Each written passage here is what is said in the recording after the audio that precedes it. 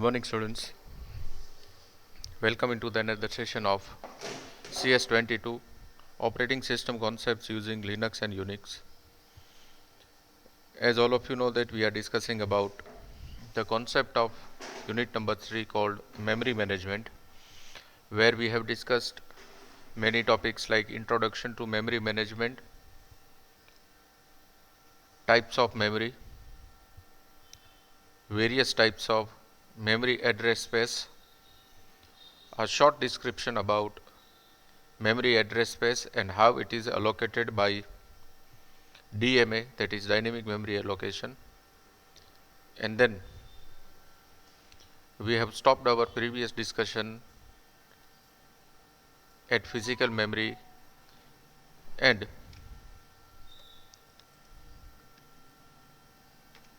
into the discussion of virtual memory.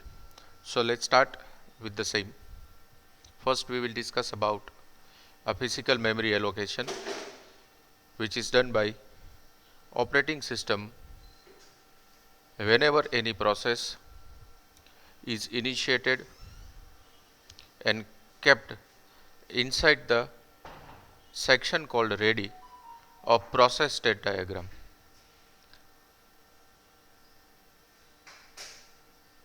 So as you can see onto the screen,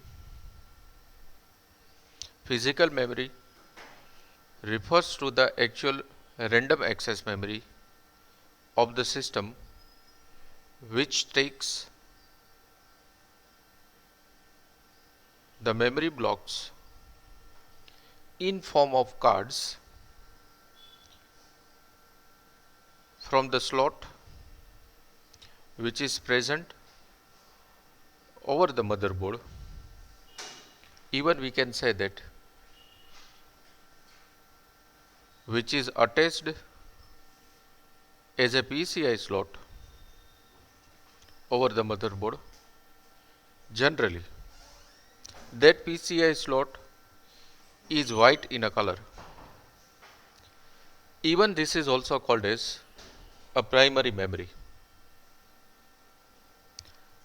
This primary memory is only the storage type which is directly accessible from the central processing unit, and it holds the instruction of the program which is going to be executed. Let me again repeat my words.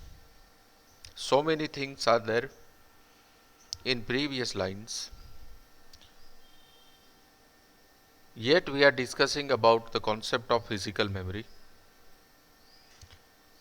Physical memory means the memory which is actually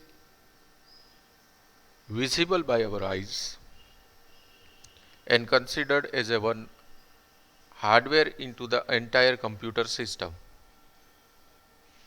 This physical memory is referred as a random access memory. Even we can say that it is attached with the system into the, or you can say over the PCI slot which is white in a color. The role of this primary memory is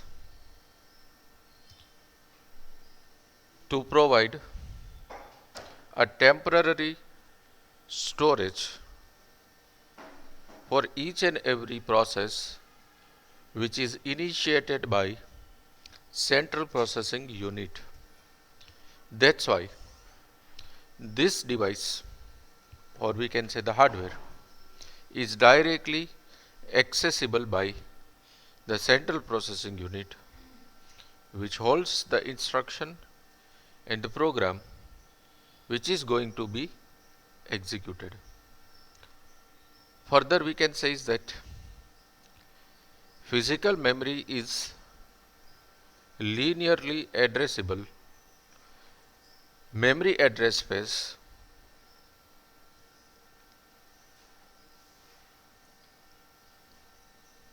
which occupies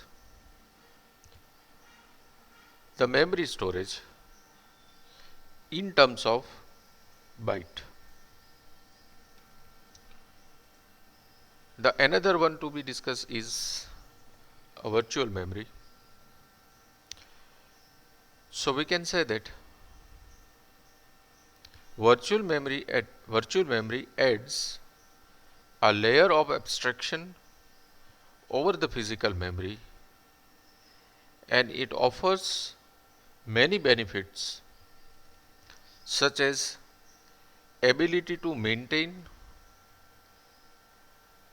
separate the address space which is per process, and even it has ability to use physical memory as a large cache for physical disk, which makes a memory limitless from the program or programming perspective. Let me justify my words as written into the theory. Virtual memory is actually the layer which is available over the physical memory. This layer offers many benefits into the memory management, which is handled by dynamic memory allocations. These benefits are: number one, it maintains a separate address space per process. Number two, it has an ability to use physical memory as a large cache with physical disk space, which can be varies from programs to program, even from programmer's perspective. That is the usage of virtual memory. This layer is a logical layer which we cannot see by our eye, but it is still present over the random access memory, which is also called as physical memory. Now this physical memory is maintained by one component which is called as memory allocation. That means in this particular discussion we'll see that how that entire big bunch of memory is maintained equally for each and every process based on their weightage. So this memory allocation can be done in two different ways, or we can say that memory allocation has two different portions.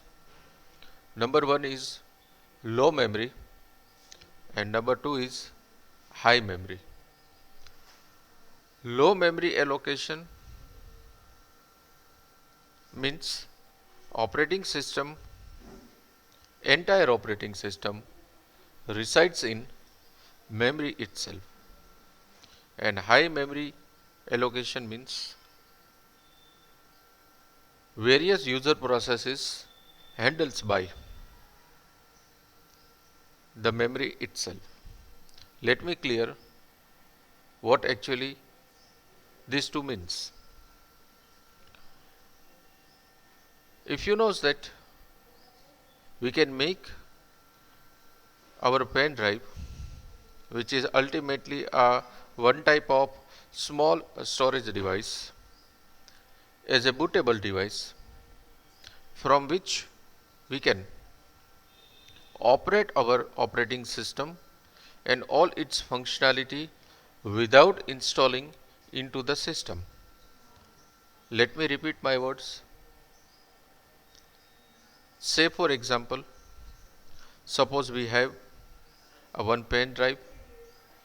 That pen drive we are making it as a bootable device for XYZ operating system. Here I am not specifying a Windows based operating system or Linux based operating system, any operating system Then suppose you attach that particular secondary storage device into the system, obviously the computer system, and you have started and you starts the computer system by selecting the first bootable device, which loads an operating system not from the secondary storage device called hard disk, but it loads the operating system from a pen drive, and user can access all the functionality of operating system. In this case, the memory which is used by the entire system is called as low memory. Now case number 2 is what? From that bootable device, suppose we have installed the entire operating system into the secondary storage device called hard disk. Once the successful installation of that particular operating system is done, eject that small storage device called pen drive from the system and restart a computer which loads the operating system from hard disk, where ultimately the primary booting sequence is set by the administrator as a hard disk.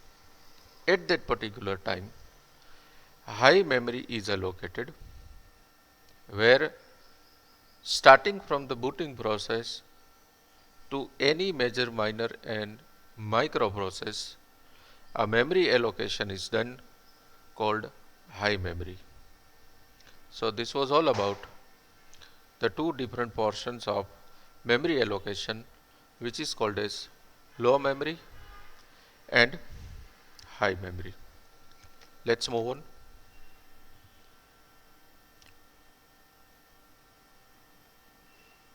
There is a continuous discussion about these two types of memory allocation by further classifying into the details.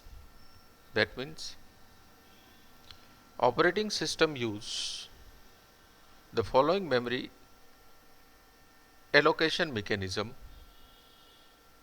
while it handles various types of process which is generated by the central processing unit and transferred into the queue of ready section, which we have discussed into the process state diagram. These two memory allocation mechanisms are single partition allocation and multiple partition allocation. So let's see what is single partition and what is multi-partition. Single partition means in these types of memory allocation, reallocation of the register scheme is used to protect user process from each other and from changing the operating system code and their rules. With data allocation, register contains the value of smallest physical address, where the limit register contains the range of logical address. Let's justify it.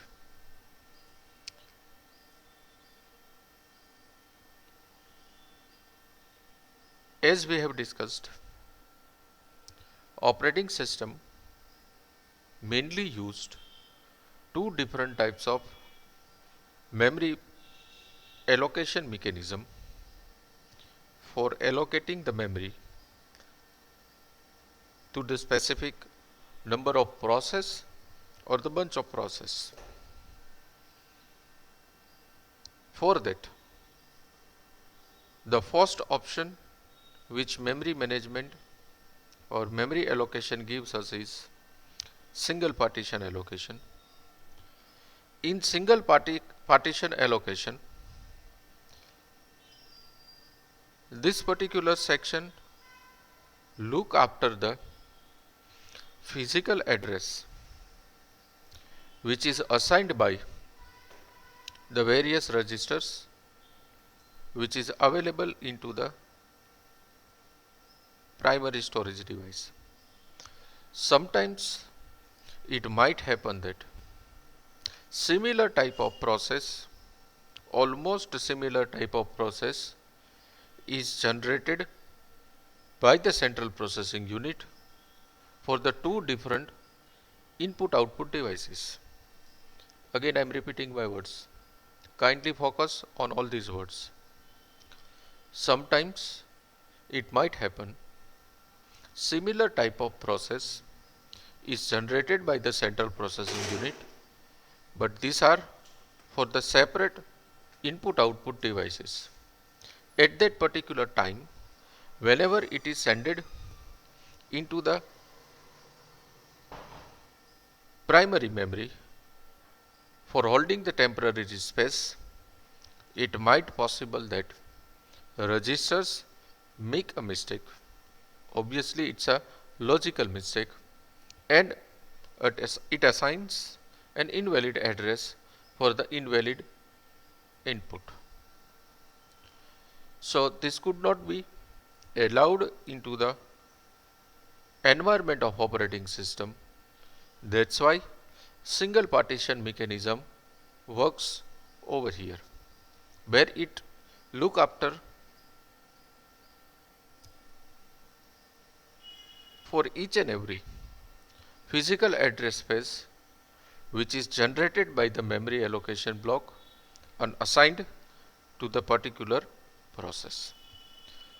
So there would not be a mismatch of address while input output devices is ready to accept the number of process for the execution. So that could be done by the single partition allocation. Reverse of this is multiple partition allocation. Now in this type of allocation, entire main memory is divided into the number of fixed size, where each partition should contain only the one process. Whenever the entire partition is free, the process is selected from the input queue and loaded into the free portion. Whenever the entire process terminates, the partition becomes available for another process. This is something sounds good, which is more beneficial than single partition allocation. Let's justify what does a multiple partition allocation means. Multiple partition allocation means, first of all, it divides entire primary memory into the fixed size of block where any type of mini micro major process resides. So we can say that it is just like a dividing cloth of single traveling bag which is big in a size in three different small bags which can be carried by other family members easily. Let's come back to the topic. Multiple partition allocation means, in this allocation, main memory and its memory storage unit is first of all divided into the equal number of blocks. That equal number of blocks is decided by the central processing unit. central processing unit itself stores various processes in all that block and execute all this number of block or a single block at the same time if the selected input output resources are free. Once the proper execution is done and the final confirmation comes from the input output devices, automatically central processing unit free up all these blocks.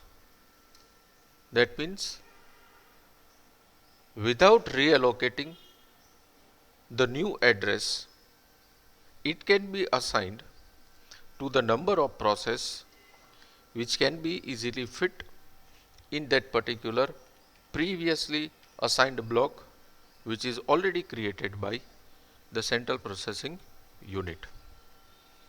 I know this is little bit difficult to digest, but it's very simple. There is a one clear-cut difference between the single partition allocation and multiple partition allocation is that in single there is no benefit of assigning the multiple processes in equal number of blocks, while the same is beneficial into the multiple partition allocation block, where the same block, same memory is divided into the equal number of blocks. Benefit number 2 is that in single partition, every time central processing unit have to reallocate the new address space for the created process, while in multiple partition allocation, similar type of process is generated, then it can be automatically assigned into the already created block. Third difference is in single partition allocation table, central processing unit also have to look after into the termination and the releasing of the resources which is occupied by single partition allocation table, which can be automatically done by memory management itself by using multiple partition allocations. Even we can bifurcate many more things in these two sections, that in single partition process cannot be terminated by itself, while in multiple partition it can be automatically terminated by itself. Let's move on. Now in these two sections there are two different types of internal memory allocation function is handles, that is contiguous memory allocation and non-contiguous memory allocation. So let's first discuss about contiguous memory allocation. In contiguous memory allocation,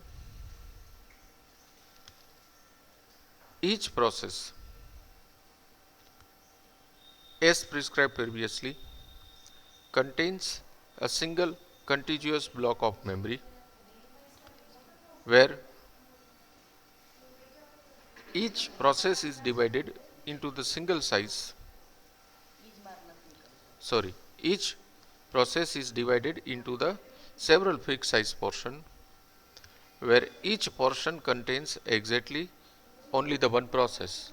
That means in contiguous memory allocation, for the single process there is a single block. Whenever the processes are generated and loaded by the central processing unit, it fills up the entire memory block. Whatever the memory blocks are filled are called as allocated memory spaces,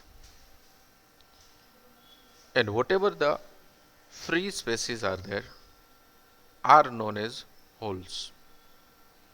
where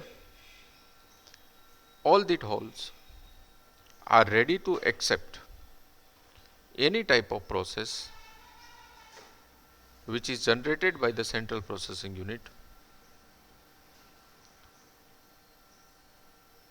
for the allocation of free memory. Next one is non-contiguous memory allocation. The non-contiguous memory allocation assigns a separate memory block at the different location in memory space in a non-consecutive manner to the process of requesting memory.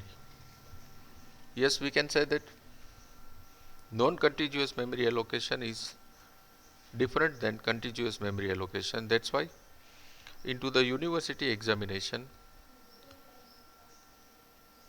they might ask the question like, give the difference between contiguous memory allocation and non-contiguous memory allocation. So this bifurcation can be done by considering the basic pillars like the allocation of memory, overheads of contiguous and non-contiguous memory allocation, execution rate, the solution, and the table which is maintained by operating system for the allocation of contiguous and non-contiguous memory allocation. Now, as you can see onto the screen, I have given the difference between contiguous and non-contiguous memory allocation into the tabular format, where all these basic comparisons are given separately. Let's see first one. Contiguous memory allocation allocates consecutive blocks of memory to the process, while non-contiguous allocates the separate memory block to the process. This is the difference number one between contiguous and non-contiguous memory allocation. Difference number two, which is associated with our previous discussion. Contiguous memory allocation does not have the overhead of address translation while executing the process, while non-contiguous memory allocation has overhead address translation while executing the process. Number three, the rate of execution for contiguous memory allocation is faster than non-contiguous memory allocation. So we can say that process execution in contiguous is faster, while it's quite slower into the non-contiguous memory allocation.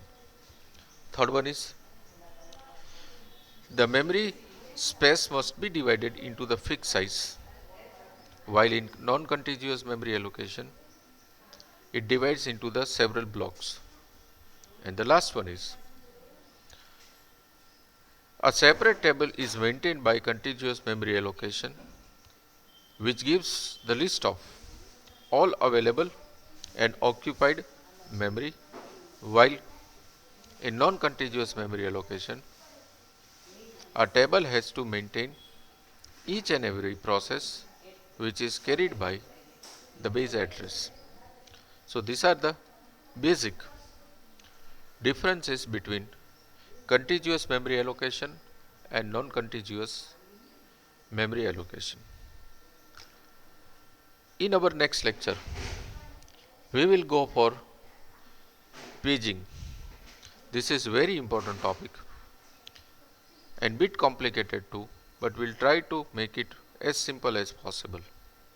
So the next lecture's topic is virtual memory using pagination, or you can say paging.